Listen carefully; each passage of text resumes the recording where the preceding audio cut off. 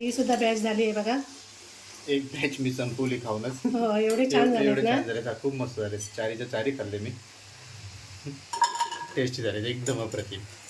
आणि हे बघा फुगलेत पण बघा, तुम्हाला दिसत आहेत की नाही व्हिडिओमध्ये कळत नाही, पण एवढे मस्त टम्म फुगलेले. नमस्कार तुम्हाला सर्वांना आषाढी एकादशीच्या खूप खूप शुभेच्छा.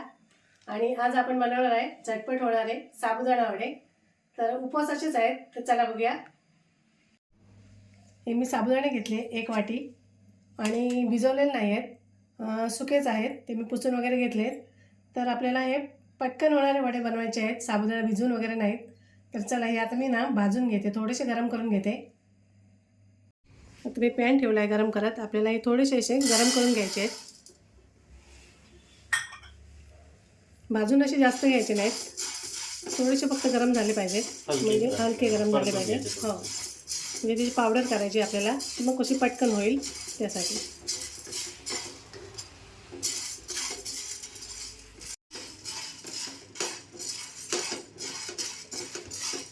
थोडे थोडे गरम करून घ्यायचे, खूप जास्त असे नाहीत. अजून झालेत नाही, अजून थोडेसे व्हायला पाहिजे.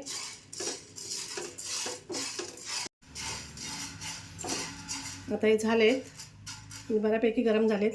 तर गॅस बंद करते आणि काढून घेते.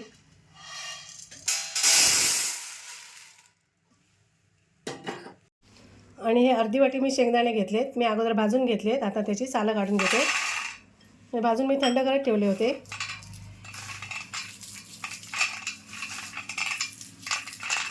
ते सालं काढून घेते आणि मग आपल्याला मिक्सरमध्ये बारीक करून घ्यायचे.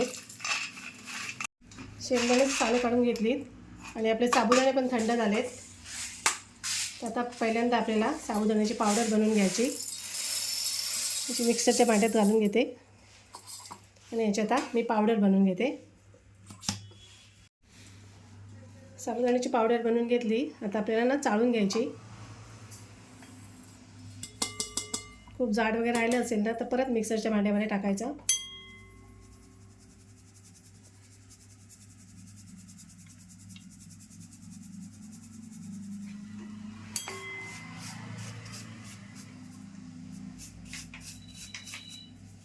ते परत वाटून घेते.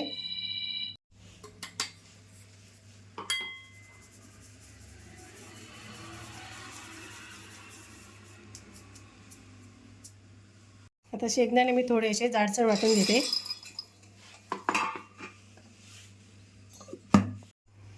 ते कूट बनवून घेतले शेंगदाण्याचं, ते पण टाकते.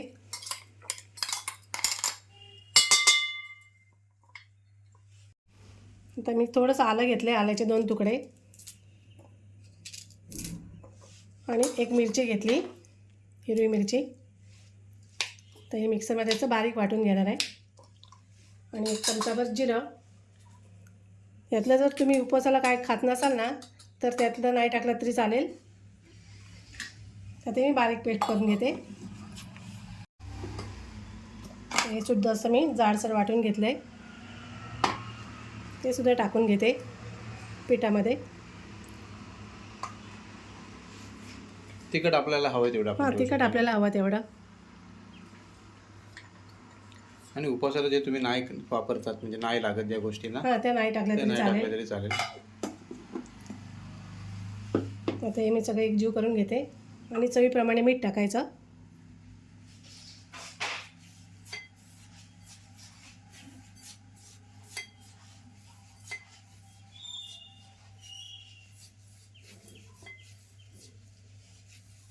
आता हे 3 बटाटे मी उकडून घेतलेत.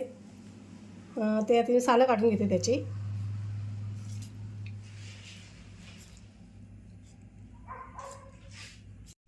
आता हे बटाटे सोलून घेतलेत.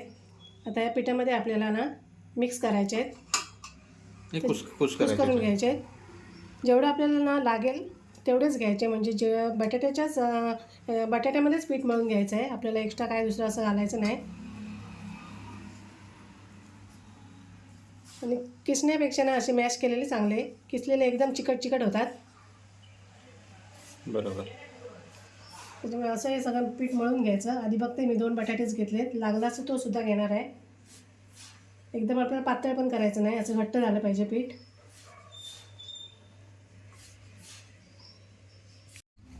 हे बघा 4 ते 5 मिनटं झाली, मी असं हे रगडून रगडून असं मळून घेतलं आहे. आता ते थोडंसं सॉफ्ट झालं आहे. आता थोडंसं आपल्याला तेल टाकायचं याच्यावर आणि थोडंसं परत असं मळून घ्यायचं.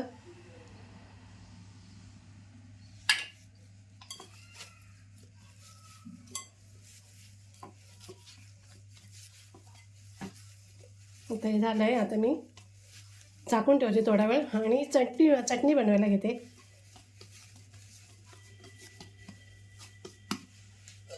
तर चटणी वाटून घेते. तर त्यासाठी मी हे ओलं खोबरं किसून घेतलं आहे. ही 1 वाटी होईल, छोटी 1 वाटी होणार खोबरं. तुम्हाला जास्त हवे तर तुम्ही एक हो नारळ जास्त घ्या पूर्ण. हो. आणि ही 2 चमचे मी शेंगदाणे घेतले भाजलेले. ही मिरची तिखट आहेत म्हणून मी एकच घेतली आहे. चवीप्रमाणे मीठ आणि 1 चमचा दही.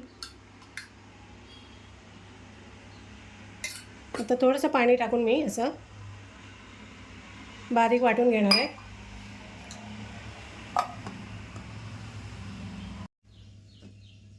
चटणी पण बघा मस्त अशी पांढरी शुभ्र झाली एकदम. आता आपण वडे बनवायला घेऊया.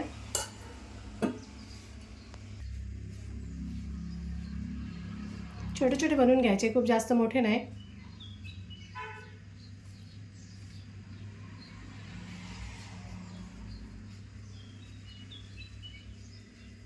असा गोळा बनवून घ्यायचा.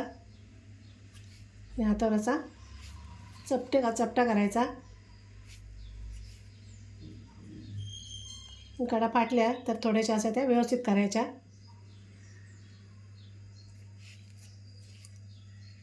खूप जाड नाही ठेवायचा.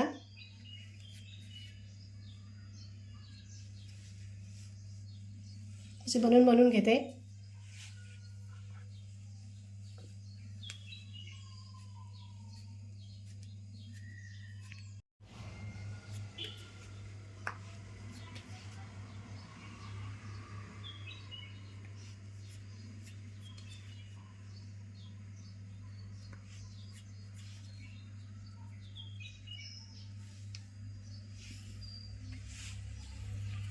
इथं हे एवढे बनवून घेतलेत. अजून थोडंसं मी पीठ ठेवलं आहे, तर ते नंतर बनवणार आहे. आता मी कढई ठेवली आणि तेल पण ठेवले तापत.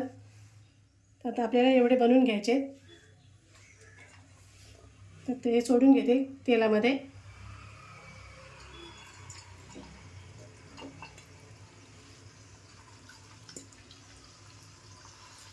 पहिले मी 4च सोडते.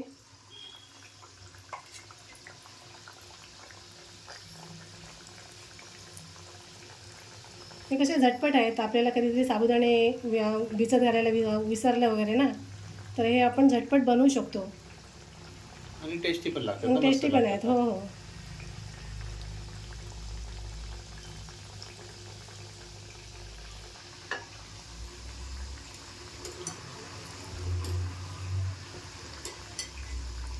तर थोडे बघते झालेत का एक साईडने. परतून घेते. आता गॅस मी मीडियमवरच ठेवला आहे, जास्त फास्ट नाही केला आहे.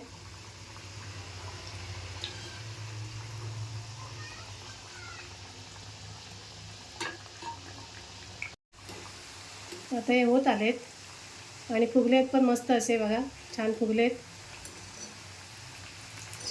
एकदम गुबगुबीत झालेत. जास्त एकदम लाल वगैरे नाही करायचे. आता आपल्याला काढून घ्यायचे.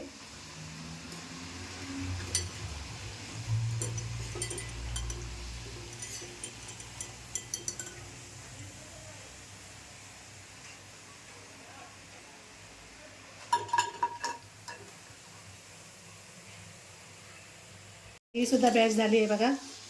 एक बॅच मी संपवली खाऊनच. हो एवढे छान झालेत ना. छान झाले, खूप मस्त झाले. 4च्या 4 खाल्ले मी.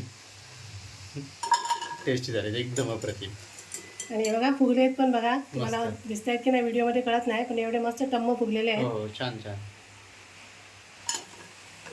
दिसत आहेत पण छान मस्त असे कॉईन सारखे छोटे छोटे बघा. साबुदाण्याचे झटपट असे वडे तयार झालेत. तुम्ही सुद्धा माझ्या पद्धतीने करा. आणि खरंच खूप टेस्टी झालेत. मी खाऊन बघितले, मस्तच झालेत एकदम. म्हणजे टेस्टी पण झालेत जसे आणि साबुदाणा वडा हां. लागतो ना, सेम तसंच सेम आहे. तसं. फक्त काय फरक नाही, फक्त बनवायला काय सुद्धा सोपे आहे. सोपे आणि झटपट झालं, काय एवढा वेळ होणार. लागला नाहीये. आणि व्हिडिओ आवडल्यास लाईक करा, कमेंट करा, शेअर करा आणि आमच्या चॅनलला सबस्क्राईब करा. धन्यवाद.